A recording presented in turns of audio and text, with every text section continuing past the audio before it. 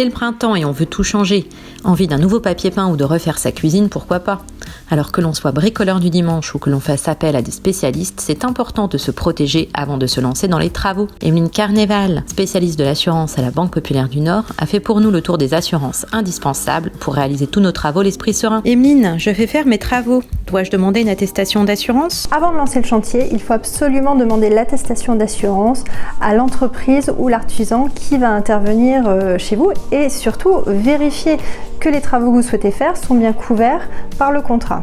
Je fais faire mes travaux, de quelles assurances ai-je besoin? Et après, il y a une cohorte d'assurances qui vous couvre en cas de pépin, comme la protection juridique, en cas de litige. Si les travaux ne sont pas conformes, vous pouvez contacter les juristes qui vous aideront à solutionner le problème. Et après mes travaux?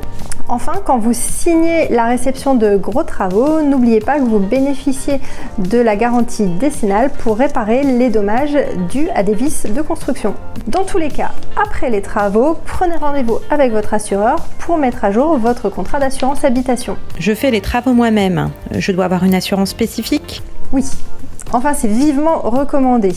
En effet, si vous vous blessez, la sécurité sociale et votre mutuelle vont prendre en charge toute la partie médicale. Mais quand on se blesse, on peut aussi se retrouver bloqué, voire handicapé dans sa vie quotidienne. Et c'est là que la protection des accidents de la vie intervient et vous permet de bénéficier de prestations d'assistance pour vous assister, donc pour votre ménage, pour vos enfants, pour vos courses, pour vos médicaments. Prendre une assurance, c'est bien, mais j'ai des copains pour m'aider en cas de pépin. Les copains, oui. Au début, c'est sûr.